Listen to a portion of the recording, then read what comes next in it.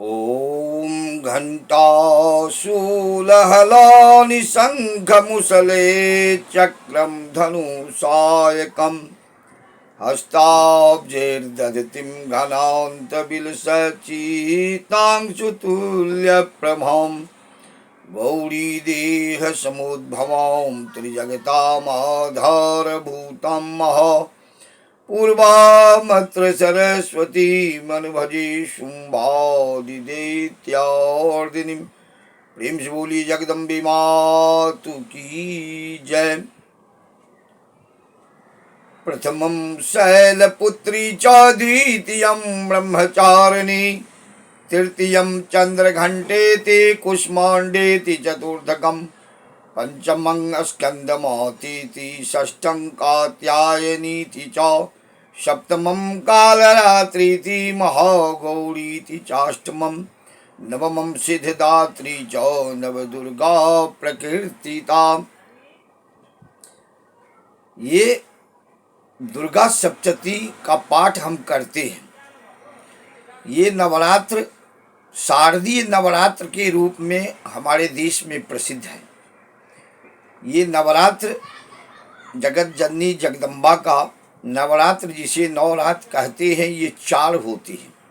शारदीय नवरात्र आश्विन शुक्ल प्रतिपदा से आश्विन नवमी तक, 10वें दिन दशहरा, और माघ शुक्ल प्रतिपदा से नवमी तक इसे गुप्त नवरात्र कहते हैं, और चैत्र शुक्ल प्रतिपदा से नवमी तक ये बसंत नवरात्र कहा जाता है, और आषाढ़ शुक्ल प्रतिपदा से नवमी तक ग्रीष्म नवरात्र कहे जाते हैं। हमारे देश में 4 नवरात्र प्रसिद्ध है, जिसमें ये शारदीय नवरात्र जो है ये बहुत ही प्रसिद्ध है और बहुत ही इनकी मान्यता है।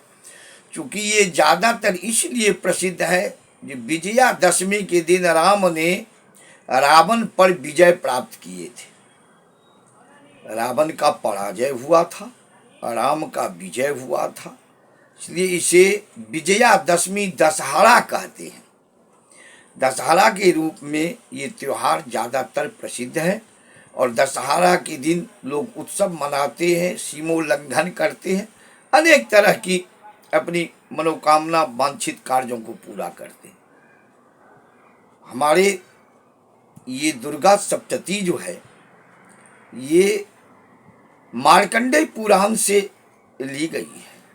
इसके रचयिता मार्कंडेय महाराज ऋषि मार्कंडेय थे, जो 8वें चिरंजीवी के रूप में प्रसिद्ध हैं।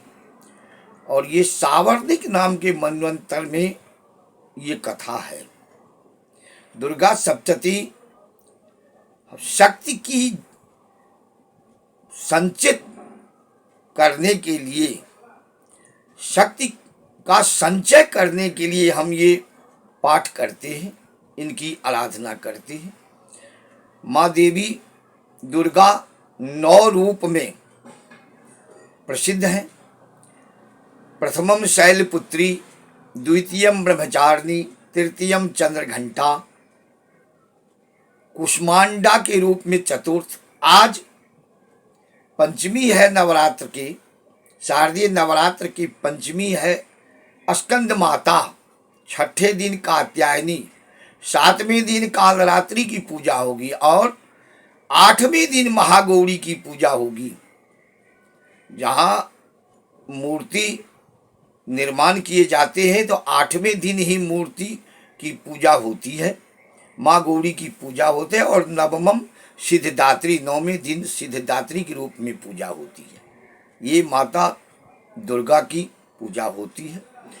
जब यहाँ पर में दैत्यों का जब असुरों का, दैत्यों का बलाबल ज़्यादा हो जाता है, देवता लोग परेशान होने लगते हैं। ये असुरों की जो शक्ति है वो अनैतिक शक्ति है। आप मानव में भी देखेंगे, इस पृथ्वी पर भी देखिए, जो अनैतिक विचार के लोग हैं, जो अनैतिक कर्म करने वाले हैं, उनकी शक्ति ज़्यादा होती, क्योंकि उनको रहना नहीं है, उनका विनाश होना है। ये जो विनाश होने वाले होते हैं वो ज़्यादातर उग्र रूप में रहते हैं, और जो सज्जन होते हैं, शांत होते हैं, जो चिरकाल तक जिनको रहना है, वो अनैतिक शक्ति को कभी ग्रहण नहीं करते, अनैतिक कर्म को कभी नहीं करते, क्योंकि पीढ़ी दर पीढ़ी उनका चलना है, तो वो अनैतिक कर्म नहीं कर सकते थे। देवताओं में जब शक्ति की कमजोरी हो जाती है तो शक्रादय स्वर्गना निहिते तिबीरजी, जितने इंद्रादिक देवराज इंद्र, जितने इंद्रादिक देवता थे, उन्होंने एक ऐसी शक्ति की आराधना की। माँ दुर्गा की प्रतिमा की हम लोग पूजा करते हैं, स्थापना करते, त्योहार के रूप में मनाते हैं, लेकिन असली चीज है शक्ति, जिसे हम देखते नहीं हैं। वो ऊर्जा जो शक्ति है, वो ऊर्जा शक्ति को हम देखते नहीं, कोई देखते नहीं है, वो अनुभव की जाती है। शरीर में शक्ति के रूप में अनुभव की जाती है, तो हम उसी शक्ति की आराधना करते हैं। इसमें 3 चरित्र कहे हैं मार्कंडेय जी। प्रथम चरित्र पहला अध्याय, दूसरा चरित्र दूसरा अध्याय, मध्यम चरित्र, और उत्तम चरित्र प्रारंभ होता है 5वें अध्याय से। 5वें अध्याय से उत्तम चरित्र प्रारंभ होता है। उत्तम चरित्र का जो श्लोक है, ध्यान है, वो हम कहे। उसमें कहते हैं, जो शुंभ निशुंभ नाम का दैत्य था, उन्होंने माँ दुर्गा की इस तरह से मजाक उड़ा रहा था, वो लोग ऐसे मजाक कर रहा था, ऐसे इनको एक बालिका के रूप में देख करके वो लोग तो पत्नी बनाने के लिए चल दिया था। कहता है, मार्कंडेय जी लिखे हैं, जब वो लोग इस तरह से मजाक कर रहा था, इस तरह से देवी को देख करके वो लोग ऐसा कर रहा था, तो मार्कंडेय जी लिखे हैं, यो में जयति संग्रामे यो में दर्पम विपोहति।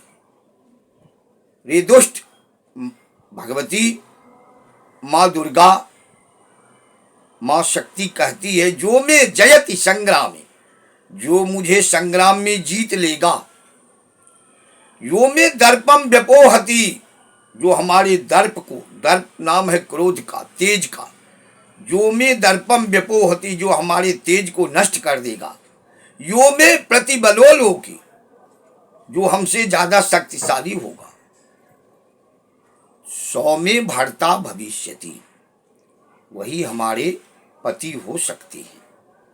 आप सोच सकते हैं, जो शक्ति को, माँ दुर्गा को किसकी ताकत है जो इनको पराजित कर सके। तो शक्ति ही सब कुछ है। अगर हम मानव रूप धारण किए, हमारे अंदर तेज नहीं है, शक्ति संचय नहीं है। शक्ति संचय होता है पुण्य से, धर्म से, सत्कर्म से।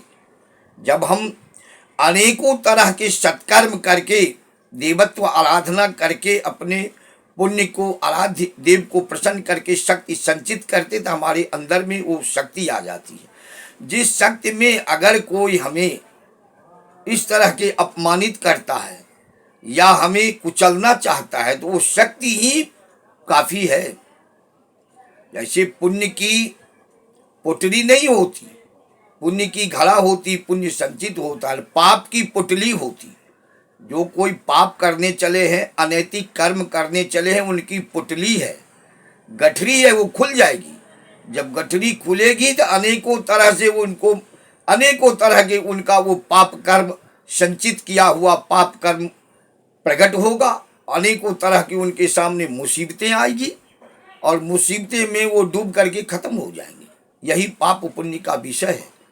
अब माँ दुर्गा को अनेकों रूप में लोग पूजा करते हैं, अनेकों रूप में लोग आराधना करते हैं। जो शाक्त संप्रदाय के हैं वो अपने शाक्त के रूप में करते हैं, जो वैष्णव संप्रदाय के हैं वो वैष्णव रूप में करते हैं।